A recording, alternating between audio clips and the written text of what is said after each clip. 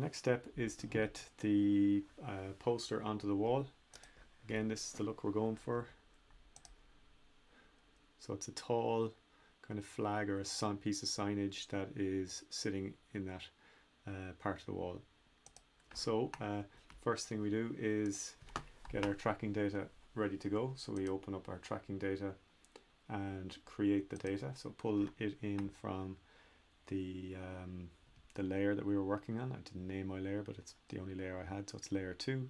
Click OK, and I don't have anything to attach it to at the moment, but you'll see it kind of moving with the original tracking data. Right, so in the project panel, I bring down, just to illustrate the point, you might think that the poster would be the thing being the tracking, but it will look very strange if I attach that directly to my tracking data. See, it disappears up there and looks very strange. Now, the reason for that is anything that you pin into 4 corners, such as this one, regardless of how big or where those corners are, the original graphic that you pin needs to be the same width and height as the composition that was tracked, or the composition that you're currently working in. So what that means is anything other than the actual height and width will just slide off into the wrong part of the frame.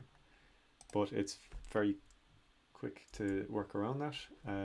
One way that you can do it is to first of all create a solid, doesn't matter what color it is, and click OK. Now that is by default set to the width of the width and height of the composition. So what I do then is I just pre-comp that and click OK. Now this is just one of many ways you can create the composition directly in your project panel and drag it down if you want.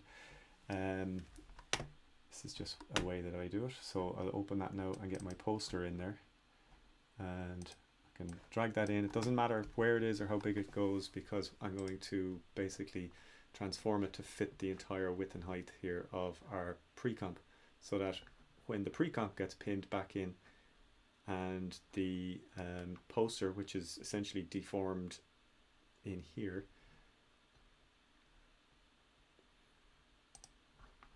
is pinned, it will reshape that back to the way it should look. So the horizontal rectangular nature of our pre-comp, when it's pinned back into those 4 points, will become perfectly, it'll become the right, it'll have the right look. So I'll go back out to the top layer. So you'll see here we have a very odd looking poster. So what I'm going to do is go into my Mocha effect and just pin that now. So poster 2 is the pre-comp that I'm going to pin, that contains the JPEG of the poster, and apply export, and you'll see that it pretty much goes to the right dimensions.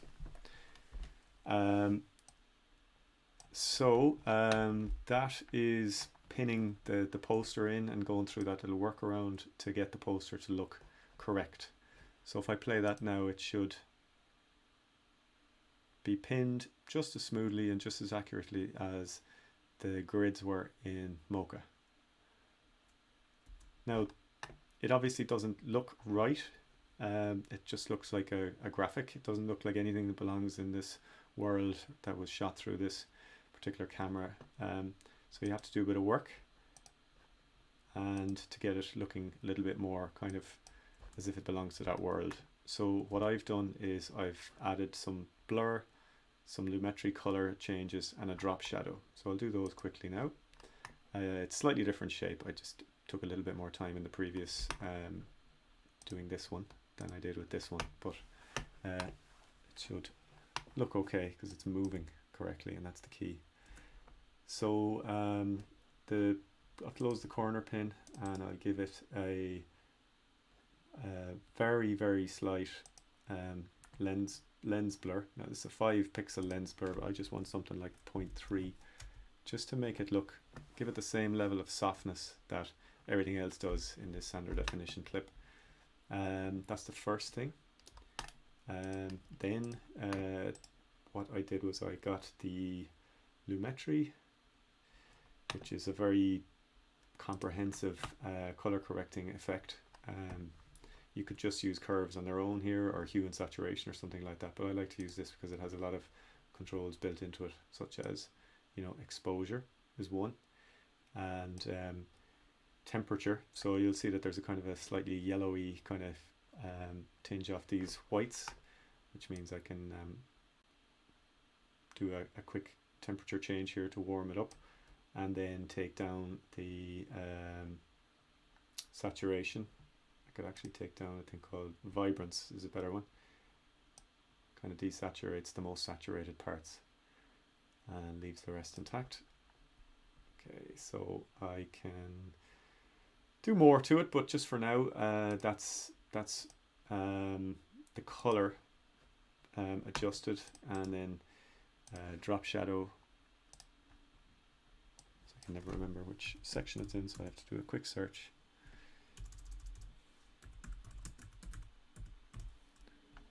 There we go. So you want to give it just slightly more than 180 and much shorter distance. You want to match these shadows, or these shadows perhaps, so that's maybe a 3 pixel distance, and soften it up maybe by 3 pixels as well, just to try and match that, as I say, to that. You can pull back out periodically then and just kind of see how it's looking. Now the other thing that perhaps makes this look a little bit unreal or not quite natural looking is the lack of any kind of surface on it. It just looks like a graphic. It still doesn't look like something that is texture or shine or something like that. So you can go in and you can do a number of things really, and what I did was I pulled a brightly colored solid and then faded it down, and just use masks to try and create just even the hint of a sheen, and you can hit F then to feather that a little bit. And you can just play. I mean, there is a lot of stuff that you can do in this regard. You can use any number of different tools. You'll see now that that kind of gives it a little something. So I could probably even bring up the transparency of the solid,